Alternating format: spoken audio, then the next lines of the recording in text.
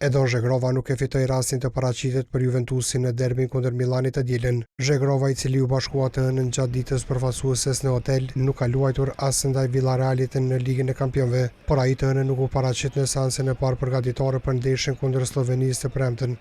Zhegrova qëndroi në hotel së bashku me yjet e tjerë të Kosovës, sulmuesin Vedat Muriqi, portierin Arjanet Muriq, Elvis Rexbeqaj, munguan edhe Albin Ramani, Ermal Krasniqi, Muharrem Jashari dhe disa lojtarë të tjerë të ftuar për ndeshjet kundër Slovenisë së Suedisë në kuadër të kualifikimeve për Kupën e Botës 2026. Me Sloveninë, dardanët luajnë të premten në Prishtinë, kurse më 13 tetor në Göteborg ndaj Suedisë. Portieri Muriq luajti të premten e kaluar ndeshjen e fundit me Sassuolën. Ishte prej më të mirëve ndaj Hellas Veronës, kurse Muriqi luajti të shtunën për Mallorca kundër Athletic Bilbaos.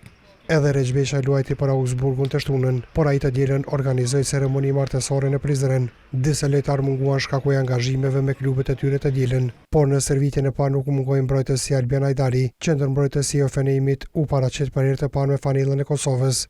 Ditë më parë Ajdari vendosi për të përfaqësuar Kosovën e jo Zvicrën në nivel senior. Edhe dyshja tjetër Hoffenheimit, Leon Afdullau e Fesnik Aslani, ishin po ashtu të pranishëm në servitje. Nuk mungoi as Milot Rashica. Rashica u kthye së fundit te Kosova pasi kaloi të lashet me lëndim.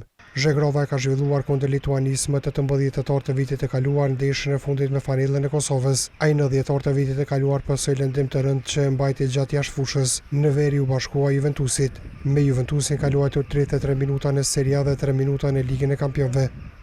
Stërvitja e parë e Kosovës u zhvillua pasdite në stadiumin Fadil Vokri në Prishtinë. Në stadiumin që mban emrin e legjendës, Kosova të premten e pres Sloveninë. Kosova ndaj Slovenisë luan pas fitores së madhe kundër Suedisë muajin e kaluar në Fadil Vokri. Dardanët mposhtën Suedinë në Prishtinë me rezultat 2-0.